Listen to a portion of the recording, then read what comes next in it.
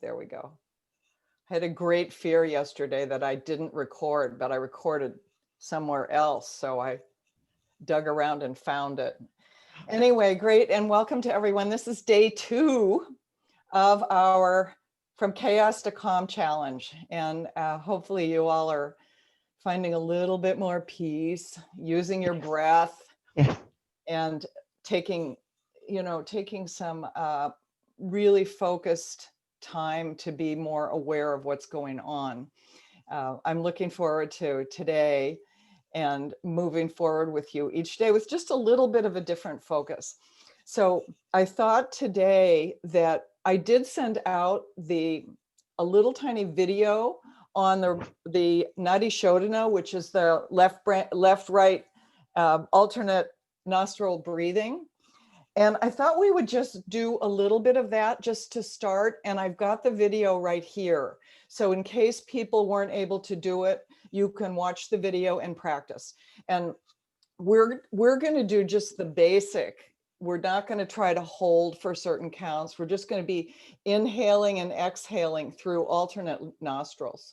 So I'm going to put the little video on and you can listen to that at first and see how it's working for you, or you can just go right. If you were used to doing this, you can just go right into the breathing. And I'm going to just play a little music for a few minutes after the video's over. It's about a 2-minute video. And we'll just center ourselves today with the breath. So thank you all for being here. Thank you.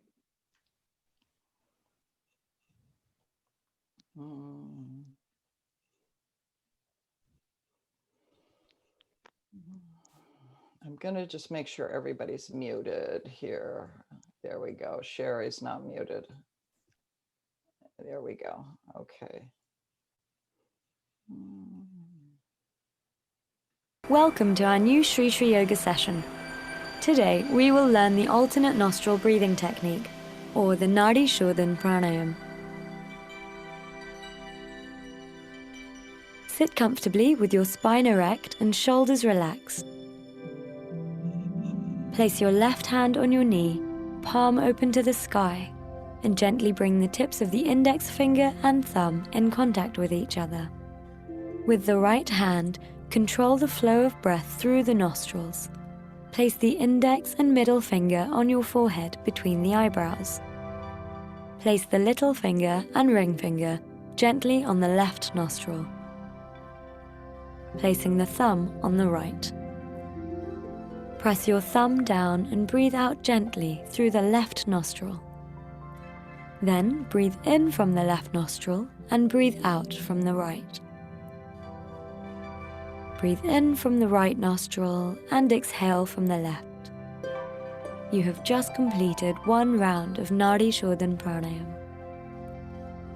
Remember to breathe in from the same nostril from which you exhaled.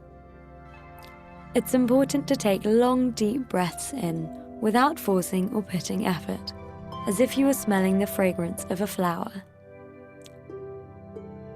Complete 9 such rounds. Keep your eyes closed and continue taking long, deep breaths.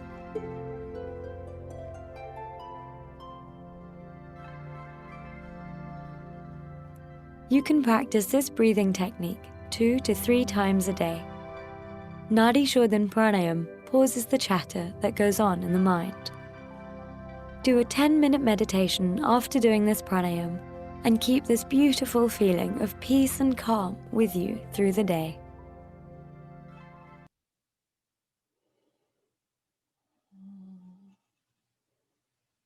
So I invite you to just continue to do the alternate breath practice, and I'll just put a little bit of music on in the background for us.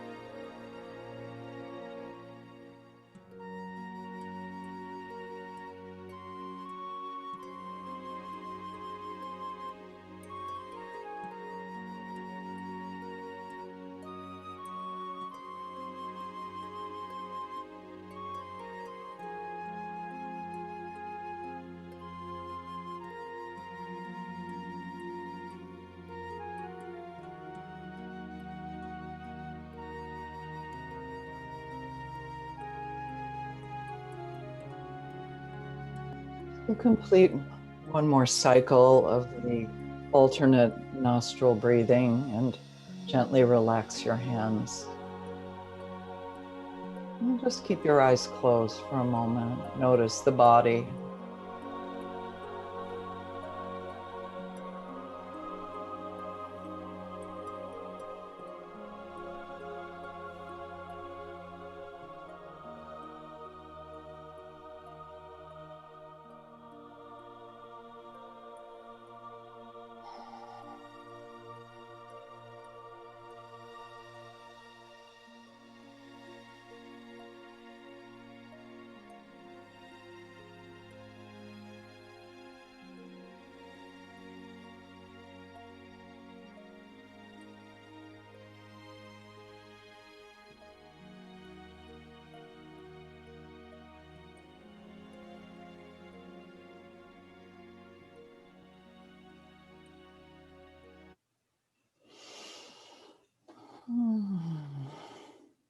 So beautiful.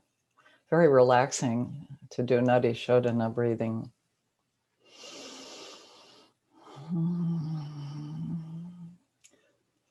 So that was about 3 minutes of breathing. Just notice what a just small moment that you can give yourself by just practicing such a beautiful balancing breath technique. And there are ways to accelerate what's happening with the breath by holding in between the inhalation and the exhalation. I'll put something in my website about that for people who want to move into more of an advanced practice of the Nadi Shodhana. What I'd like to do right now is put you into a few little breakout rooms just so that people could do two things. One is to kind of get to know each other a little bit. And then also to just share if you've either done the practice of the 5-minute practice today, what came up for you, or doing the breath technique, what came up for you, or anything that we did yesterday that you would like to reflect on with people. So I'm going to put you into groups. Let's see, we're 26. So let's see if I put you into.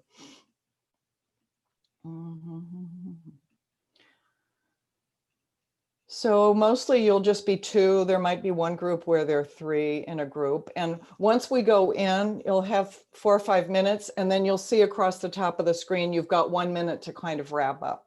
What I usually like to do is say, the person with the longest hair is the first person to talk. That way we don't go through 30 seconds of people kind of being awkward. Just figure who's got the longest hair, you go first. And figure out your timing for about 5 minutes so you each have a chance to share. Okay, here we go.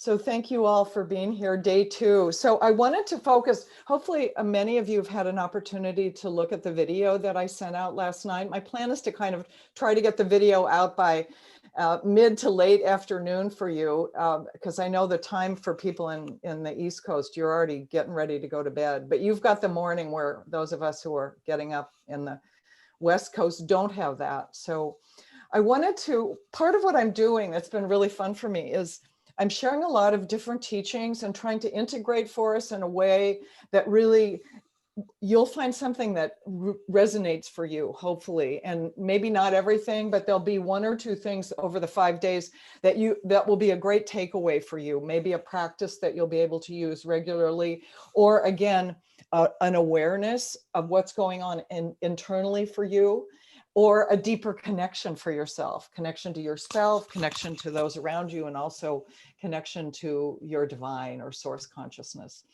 So today I wanted to focus on the connection that we have with relationships of those that are close to us. And for some of us, the person that we might be close to is not physically close to us, but all of us have people in our lives that, you know, we are close to. Even for some of us, the closeness is with someone who's passed over, but we have our own internal relationship with those people. And so what I want to take a look at today are some of the patterns that happen for us in relationship, and ways that we can use this ABC, using the breath again to slow down the mind, or using the awareness of what's going on inside of us to calm the breath, and again to connect us more deeply to source, connect us more deeply to spirit. So today I've shared a couple different things, and if you didn't see the video, I encourage you to look at the video. I'm not going to go over the whole video. I want to kind of just focus on a few of the key things that are in there. And then I've sent you some files that you can take a look at. One of them is the ego games. I want to just check who's familiar with ego games, who's been part of Oneness since we had ego games. So a few of you. Ego games, I'm not going to go into that today. Ego games is a very, very powerful awareness for us. And I did send a 1-page sheet that's kind of an overview of what this means. But I want to kind of integrate it in the context of a lot of the teachings that have been happening in with Preetaji and Krishnaji lately, with the material in the 4 Sacred Secrets. Some of you have read this book. And kind of how it came up for me was just in a situation I had in my own relationship recently. And I wanted to see what's going on, why is this happening for me, basically. I'm most of the time, I'm very calm and don't get really rattled in pretty much anything, you know, watching the news, creating a course, you know, doing a Sunday talk, whatever. I'm in a pretty mellow kind of state, calm state, beautiful state, whatever. But every once in a while, something with my partner I'll just like, I go like, who is that? Where did she come from? And so I thought, I need to look at this. What is this? And again, if we look at the pattern that I shared, I'm going to just show this one time because this is, this is part of what I shared in the video, and I want to just remind us again of this pattern. Resume. I have to resume share here. Sorry about that. Sometimes I can't find my mouse. There you go. Can you see the share? No. Okay, high tech here. There we go. There we go. So this place on the triangle that I'm calling awareness is really an important part of the activity of developing higher consciousness. It's this idea that the more we can be aware of what's going on internally within us and become the observer of it rather than allowing it to run us, the quieter the mind gets, the slow down the breath, and the more activity, the Kundalini energy, the energy that connects us, not only the physical body, but to all that is. And so there are multiple ways that we can use our awareness to connect in. And I use this diagram. It's something that was taught to us. I think it was in the Beautiful State course. Stacy would know that with me, but the idea that the underpinnings of what's going on. So I was looking at this in my own experience of really getting a charge is I had some thoughts that I wasn't really aware of that triggered an emotion immediately in this particular situation with my partner. And once it triggered the emotion, I got into a particular temperament. There was like this temperament that took hold, this kind of state that kind of took over. And I started saying things and acting in a specific way that I have to say I'm not really proud of. Anyway, that's the pattern right there. And I'm going to pull that off because I'm just going to use my own example because that's the easiest thing for me to do. And then you guys can see how this might apply in your life. It was a really stupid thing to do with watching something on TV. And all of a sudden, my partner started telling me a story. We had the sound off because he doesn't like to watch he doesn't like to listen to the ads, which I kind of don't care about. Doesn't bother me, but he doesn't like it. So we had it on mute and this kind of funny picture showed up and he started telling me this story and I'm watching the funny picture. And all of a sudden I put the sound back on because I wanted to see what was going on. Like what was the commercial about? He got really mad at me. And then I got really mad and I'm totally defending the whole, I'm backtracking the whole situation. Well, this is what happened. And you said this, and I was here and I started first. I had the controls. It was like one of those crazy kind of conversations. And I didn't really pull out of it we didn't pull out of it.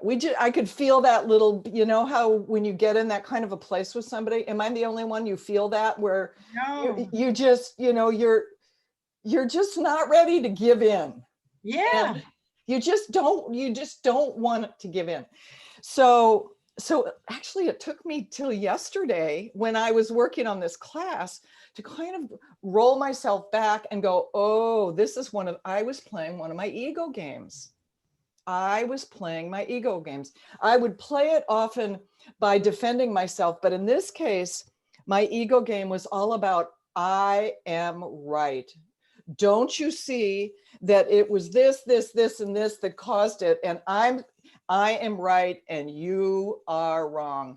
And so I realized how that ego game of needing to be right is such a strong pattern in me. And once I had awareness of it, I could look back and see other times in my life, and certainly with my partner, Roy, like he gives way to me all the time. He's a saint in terms of that, because he knows I'm a bulldog on it. And if I think I'm right, I'm not going to give way at all. Anyway, it was just a very interesting dynamic to notice. And to have the awareness. Unfortunately, I didn't have it at the moment, which would have been really, that would have been really adult. But I was just in I'm right. And who knows where I'm right came from, There's probably an old childhood pattern where I needed to duke it out with a parent or an old husband or something like that. And I never kind of got it out of my system that I, just couldn't be in that place. So this morning I was looking, I get these emails every day. And because the universe is synchronistically acting in my behalf, the daily Om I got today was on the ego. And I thought, this is so perfect. So I want to share this with you, and I'm going to put it in the little chat so you could see, because I thought this was a really neat kind of way that they talked about the ego. And you might not have the same ego game that I have. You might be a dominator, you might need to control, you might be somebody who you're passive aggressive. And so you do your thing by walking away, leave the room, don't respond, but it's another way of control. Or you might be somebody who makes up a story and philosophizes about how everything is perfect. And it's all, there are all these wonky ways that we kind of, we spread the stuff so we don't have to fully experience what's going on inside of us. But so listen to this about the ego and see if there's a little kernel in here. Yes, the cover up. Yeah. So the daily Om, and I don't know who wrote this, but the ego is simply a way for us to understand and attend to ourselves. at the same time as we understand and attend to the world around us. Therein lies the part that I didn't deal with. I was just attending to myself.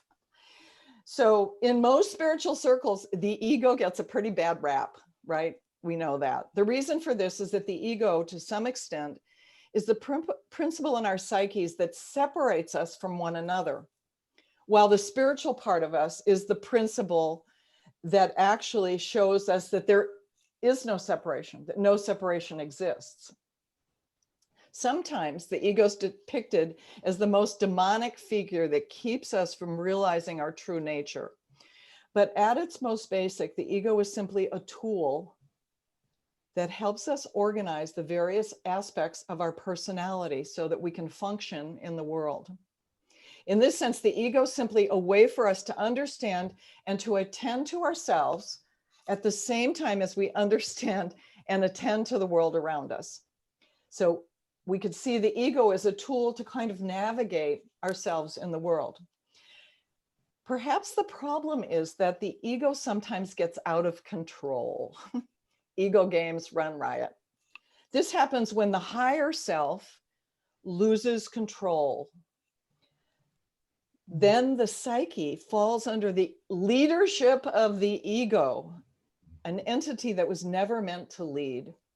The ego is meant to be definitely in service of the higher self.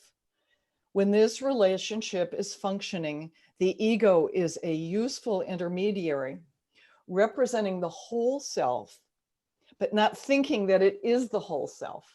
Do you see that? It's a very beautiful way of kind of understanding the connection that we need. It's not like we don't have an ego, don't need an ego.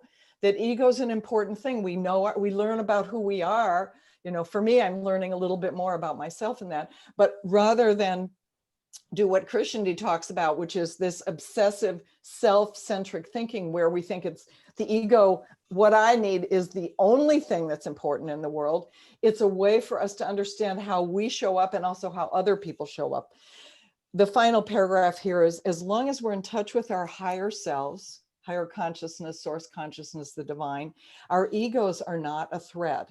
They're simply useful tools in the service of spirit.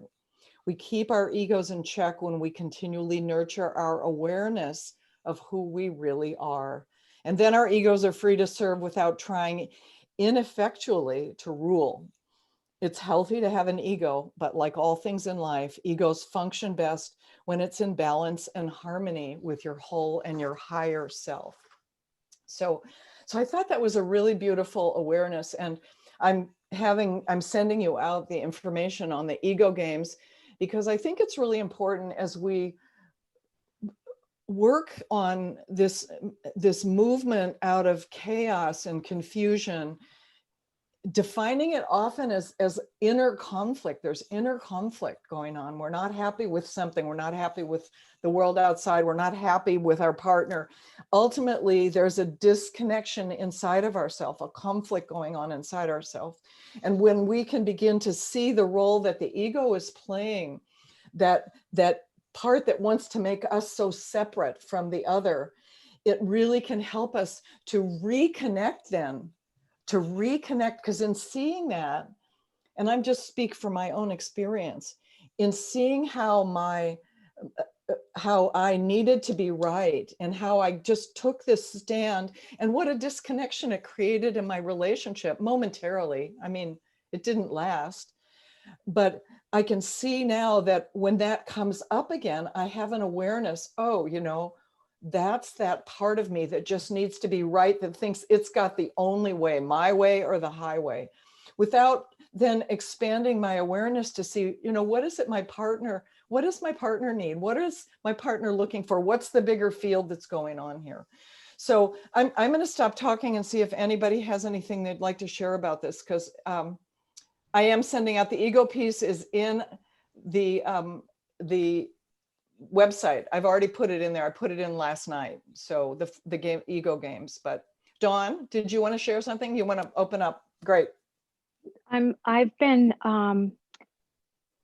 using the Great British Baking Show Oh, I love that. to I know that sounds funny, I but love that show. I'm using it as a tool, and watching as a witness as people step in to their project with so much attachment, and then those that don't, and then watching their posture.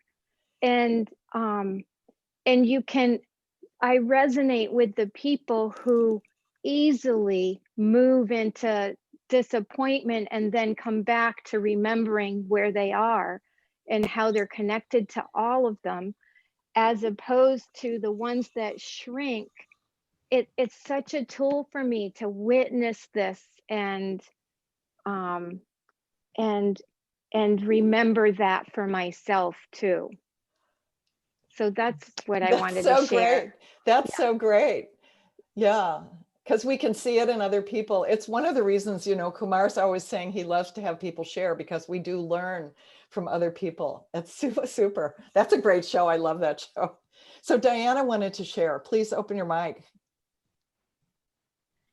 Oh no, I actually asked if you could send that Om piece that you read on the ego. Oh yeah, I'm going to put that in too. All right. Absolutely. Yes. Yeah, the Daily Om. Yeah, I'll put that in. It just came this morning, so that's why it was like super synchronicity. That was a great description of the separation that occurs and the lead where and how the ego was designed and when it takes the lead and all of that. So I think that will be very helpful. Thank you. Yeah, there's no we in the ego sometimes. Mary Beth, please open up your mic. So Patricia, I wonder if you could replay that movie with your partner and just say, given what I know now, how would I have stopped the train? I would have stopped the train. Given what I know now, I would have been very much more sensitive to his conversation, because one of the things I know about Roy is he gets very irritated when we have time together and I get on my phone or I get a call, anything to do with sort of what he thinks is like business, it triggers him immediately. So in that case, the TV was it. So now that I have that awareness, I feel like I'm just more willing to be really present to him when he is communicating with me, instead of, because I was doing two things at once, and for me, my thing was more important than, and also, I mean, okay, here's me being defensive. I'd already heard this story. So, but that's going to happen because we're getting older. We might hear those stories over and over again. But see, that's not the point. The point was I wasn't present. So I don't know. Does that help, Mary Beth, at all? Yeah, I think that helps. I think it's so complicated, of course. It's very complicated. I mean, and I love that you say, I've already heard the story. I love that, you might be in a situation where someone's calling on your attention more than they should. But then that's only my opinion that they should or shouldn't. But I think it does happen. Right? Oh, it does happen. So some man in your life wants you to pay attention to them all the time. Right. And then, so how does one stay not in an ego game of control, but here's where the complication comes in with the me obsession. I think one of the books I hate the worst is The Giving Tree. I don't want to be a giving tree. I don't want to end up a stump. Been there, done that. I've given myself totally away. That's not having an authentic soul, that I am in charge of my soul. And my conversation with Morella was about what she's learning about, self-governance. And when do we say, this is when I want to give, and this is when I can't give? And that's not a me obsession. No. That's, as women, we are really taught to give ourselves away. As a spiritual person, it can be tricky understanding when you don't give yourself away, because then you have soul retrieval work to do, because you're not being, so so the ego can also be, to be a good woman, I have to do A, B, and C, which is give myself away so that there's nothing left. So I think that yeah. it's really, as is all things, it's complicated. And, I totally hear what you're saying about, that's we could call that respect. I'm not two timing, but anyway. So. Well, that is a piece of it. In a sense, to me, respect is kind of like, I mean, I differentiate some of this between, I have a strategy of how I'm going to manage my relationship, and I have a state of consciousness from which I'm doing everything. And in that particular situation for me, my state was really off because I had gotten triggered. And so anything that I do from that triggered state is not going to be right action. And that to me is the key for all of these things. I mean, people talk about, I need to set boundaries, and I totally agree with you. We don't need to give all our energy away. And just because somebody wants it doesn't mean that I need to give it to them because I love them. But the key is, and this is the teaching that for me has been the most profound teaching, I think, that's come out of my oneness experience for the past 15 years, has been this awareness of the two different states I can live in. And if I'm doing anything from that stressful state, I need to be really mindful of what's underneath that. And that's not an easy thing. It takes a lot of, like you say, soul work. It takes a lot of soul searching to do it. But we find that when we can come from a place of centered, balanced, calm, not stressed, not wigged out, that the things that we say, even if they're the same thing we would have said from a stressed out state, they're received in a very different way. It's a very strange thing. I can only say that I've had the experience of it, not so much with my partner, because we don't have much stress at all, but with other people that I have worked with, where I would say something from a stressful state to somebody, they'd feel very criticized and put down and angry. But if I'm in a calm state and I'm just feeling really connected to the person and feeling connected to source, whatever I say comes across in a very different way. So that's the teaching to me that's really been super powerful. And I totally appreciate what you're saying. It's not an easy thing at all, and this is meant to be a beginning process for people. So beautiful. Thank you. Yeah. So a couple of people are writing things in the chat here. Thanking you, Mary Beth. Significant. Yes. Favorite way to stop me in my tracks. You deserve to be heard right now, and I'm not in the right state. Come back to this. Great. You've got that. You know what that is too. So I'm going to open it for Eleanor, Sherry, because you've shared already. So Eleanor, okay. Would you like to share? Yeah.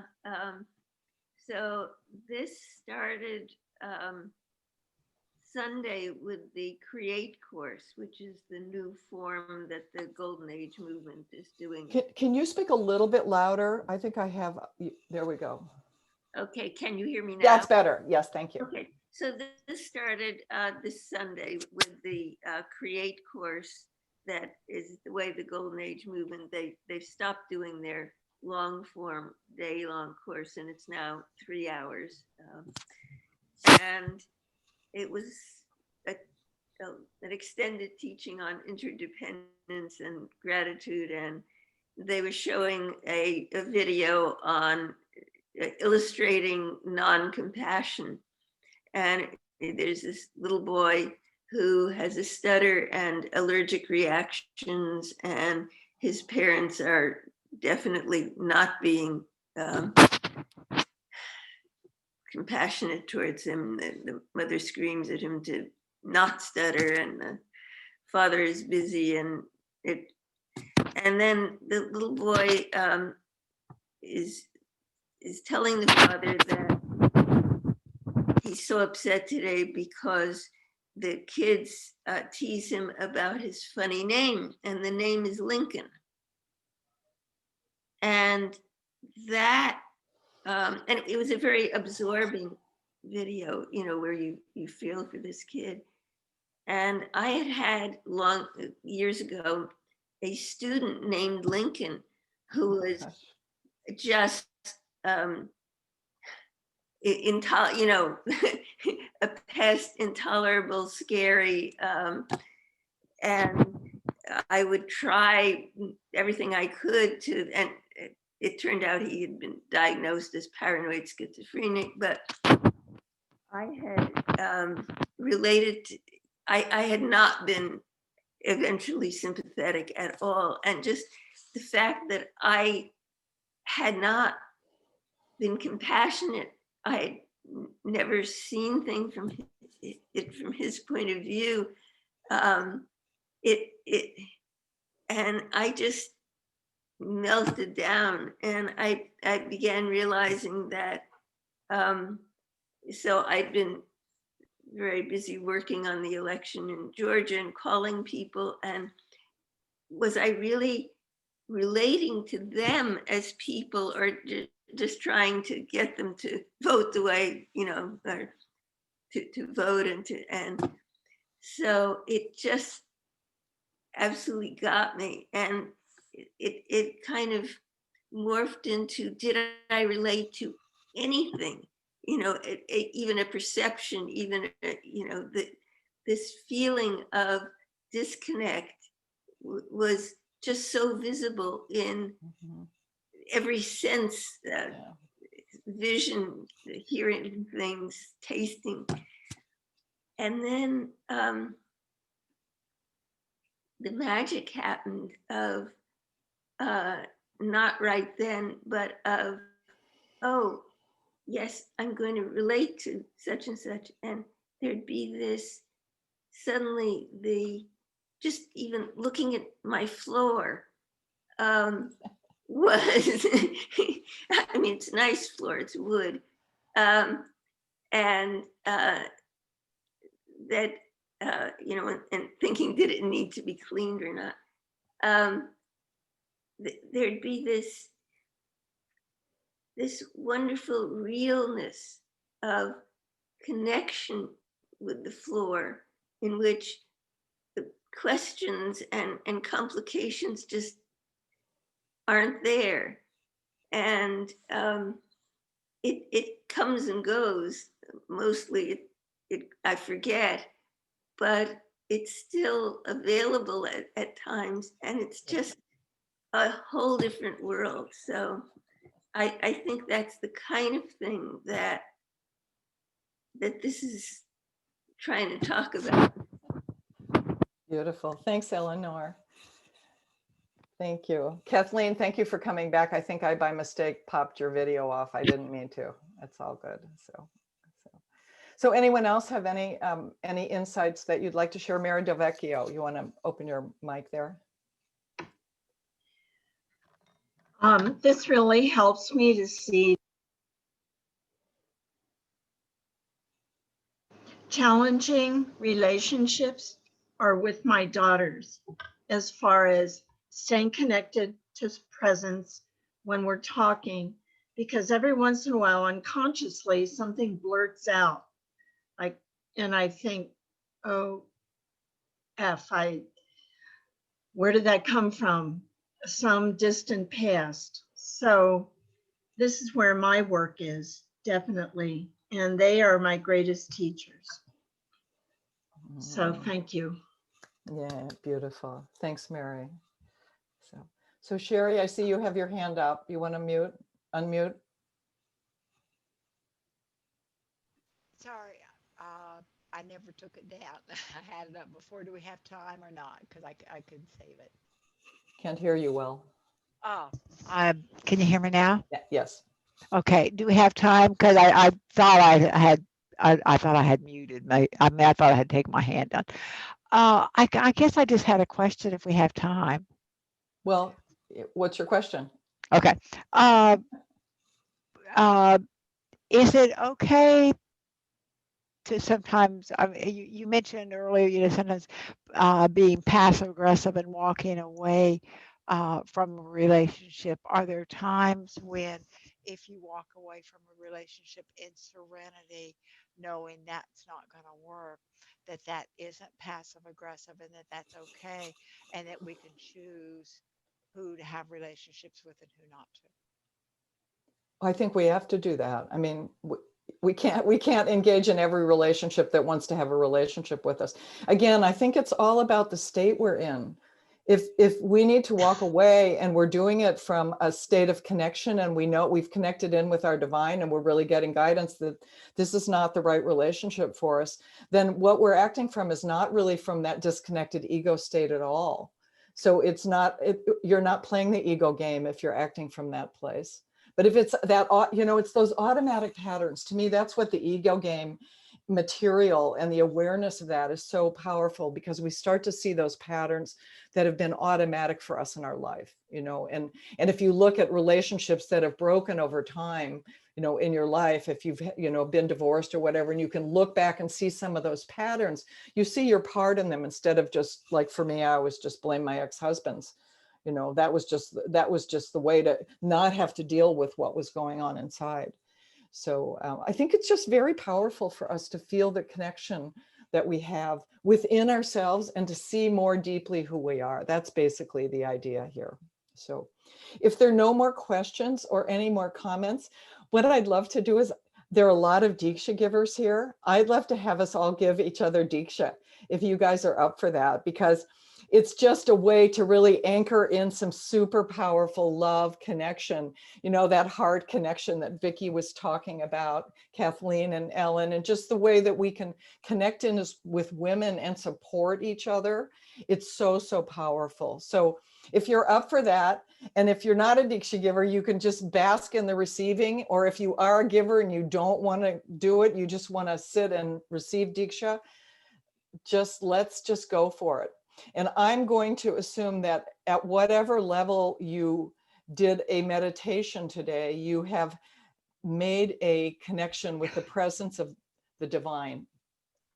That's going to be an assumption that I'm going to make, but I'm going to lead us through a very, very short practice. So I invite you to close your eyes.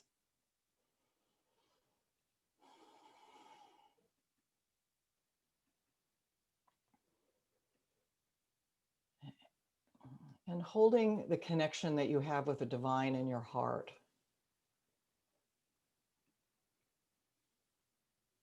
However, that presence of source.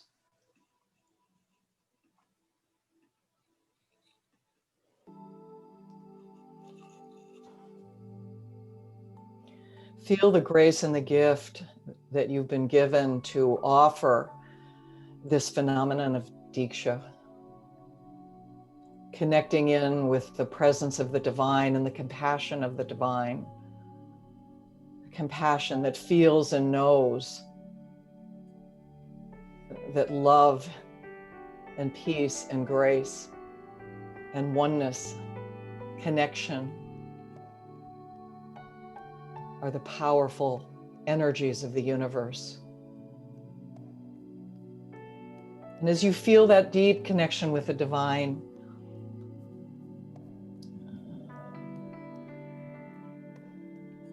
bring into your awareness anyone in your life that you'd like to offer the Diksha to, perhaps a particular relationship that you have where you'd like to feel more present inside yourself and present to the other. Perhaps you also want to give Diksha to the person or persons, women that you were sharing time with today, or other women on the call. Just see them before your closed eyes.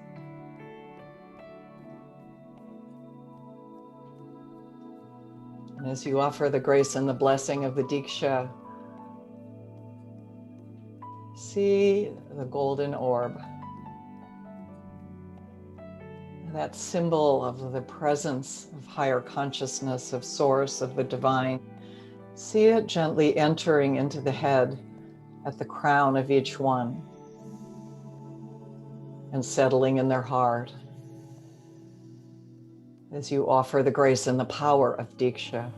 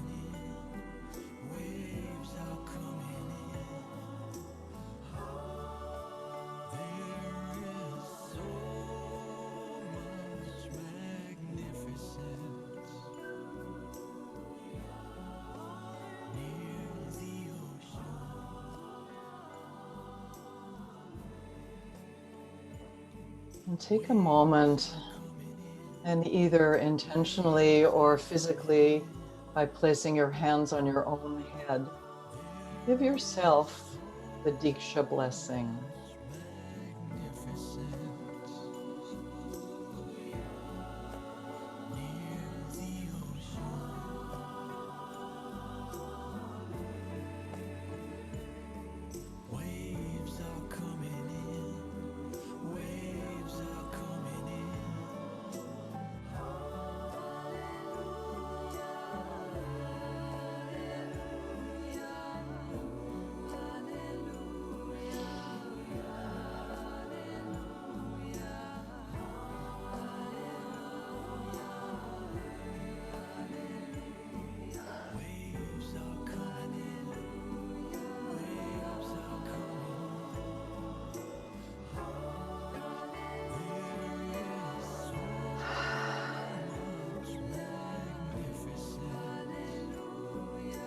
And offering gratitude,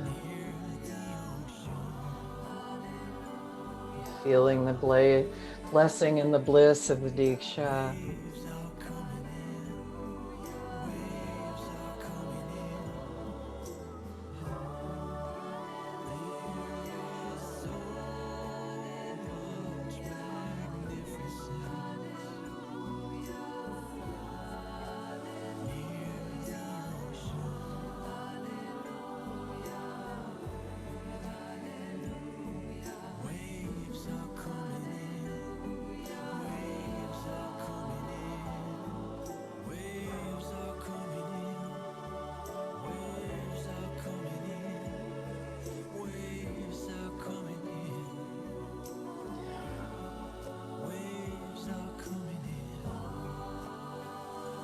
And gently relax your hands.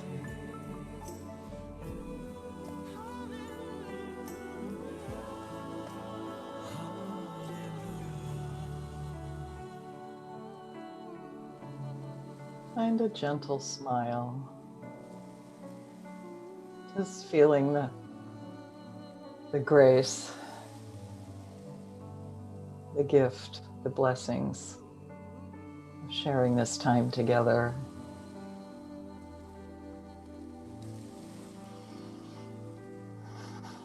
And as you're ready, you can open your eyes.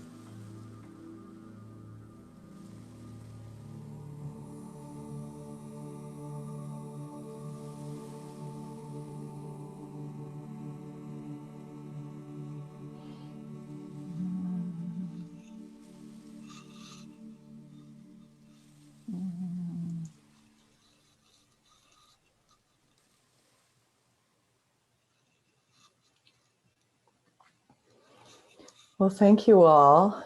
Hope you're blissed out. Have a great rest of the day. It was so fun. I opened my eyes and everybody's got their hands on their head. Have a beautiful, beautiful rest of the day. I'll be sending out the recording and also a video for tomorrow. Tomorrow we're focusing on passion, what our passion and contribution is. So many blessings, everyone. Anyone who needs me to help you with the how to get on the video, just stay on.